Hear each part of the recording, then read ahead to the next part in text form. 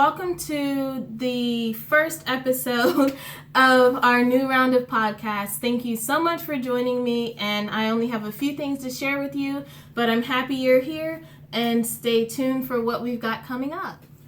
So I'll just jump right into works in progress. I have been working on a huge behemoth of a shawl, my Find Your Fade, and it is becoming quite a lot. It is almost as tall as I am at this point.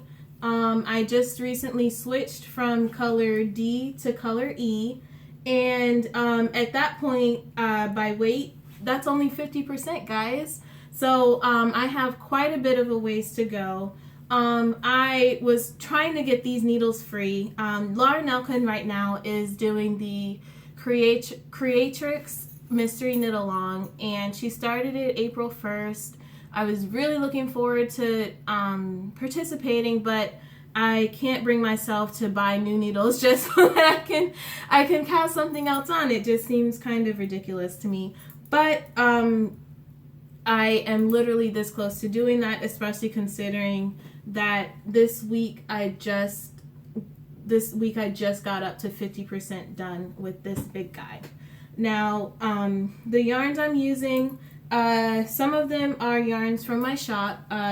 This was our Fall Riches, the purple from our Winter in Iceland. This is a color that I might have even shown you in previous episodes. I dyed this one back in college. It's Knitpicks gloss that I overdyed blue, and then I dyed the outside of the cake in this purple color, so it came out speckled and gorgeous. This is some yarn I got from Highland Handmaids a long time ago, and finally found a way to use it, and it's just gorgeous. And then this last color is our Rose Dream BFL that's currently up in the shop, and this is the rest of that skein. The last color, which I have quite a bit of, is some more Knitpicks gloss that I overdyed back in college. And so instead of doing 7 colors, I'm just going to do 6.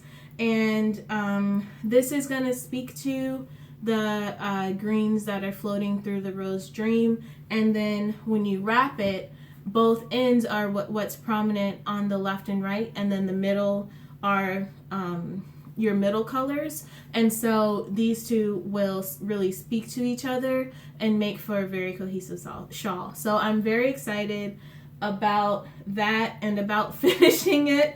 I lately have really been mostly monogamous, although that's quickly changing into wanting to knit everything and finish everything all at once. I'm also working on a shawl that I cannot show you guys because it will be a gift, and I don't know if that person is going to watch, and that person does not know that I'm knitting something for that person. As well, I have started the Persian Dreams worsted. I purchased a lot of bare yarn and dyed it in my own custom colorway. If you'd like to see those colors, check out my RAVELRY page. I've got them posted on there. And once I get a little bit more going on that, I will show it to you guys for sure.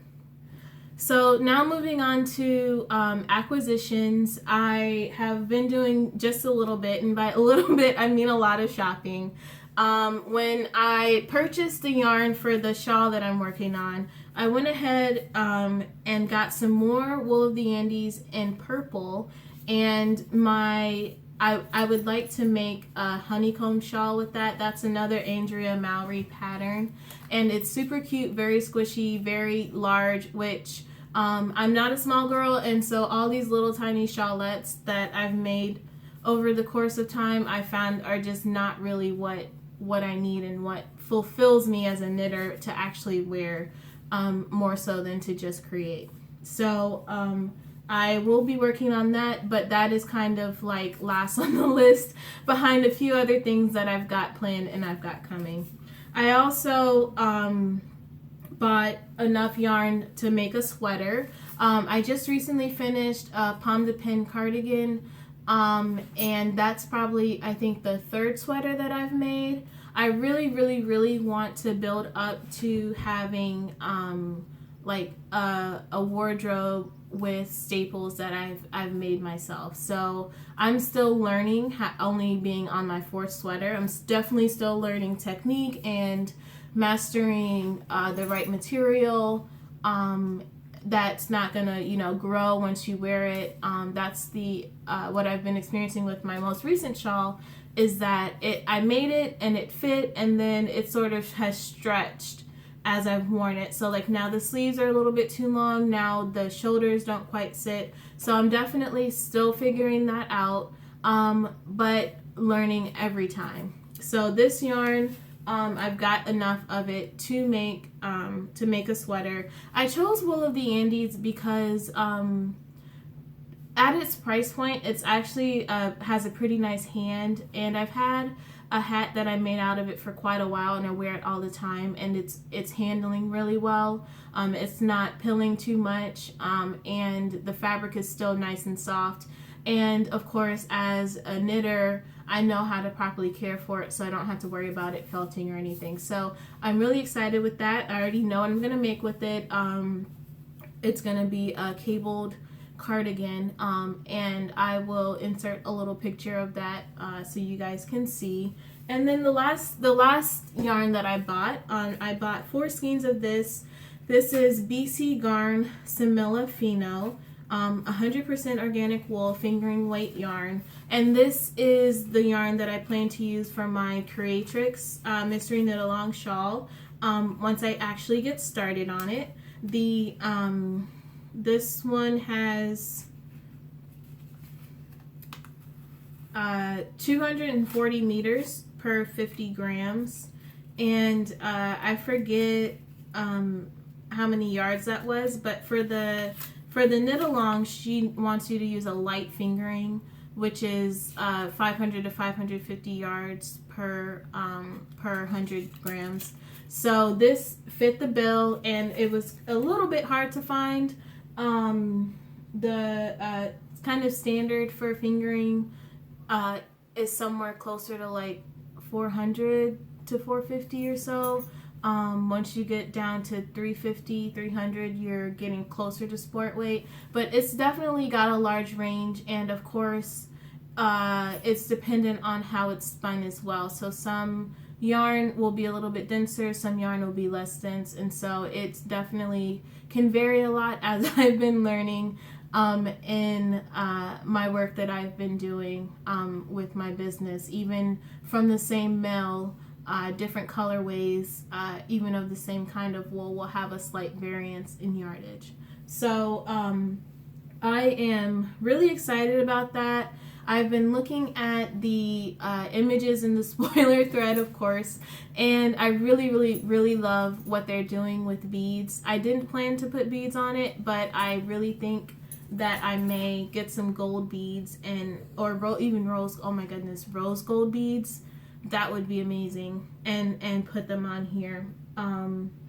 But we'll see if I break down and get a second set of the same kind of needles, so that I can get started on it. The Find Your Fade, I really like it, but it's getting to be a little bit of a grind, to be honest. You know, it's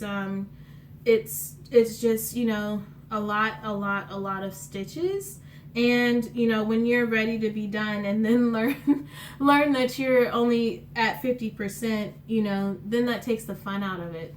And, you know, we knit and we craft to enjoy it, not for it to be an obligation and not for it to become a chore. So, you know, when you are starting to not look forward to working on something, sometimes that's the time to just put it down for a second and then come back once your passion is back. Well, that is all that I have for you guys today. Thank you so much for taking the time to watch. If you made it this far, please like and subscribe. And if you'd like to see more and even better videos from me, take a second to check out my Patreon. Even a small amount of support goes a very long way. Thanks, guys. See you next time.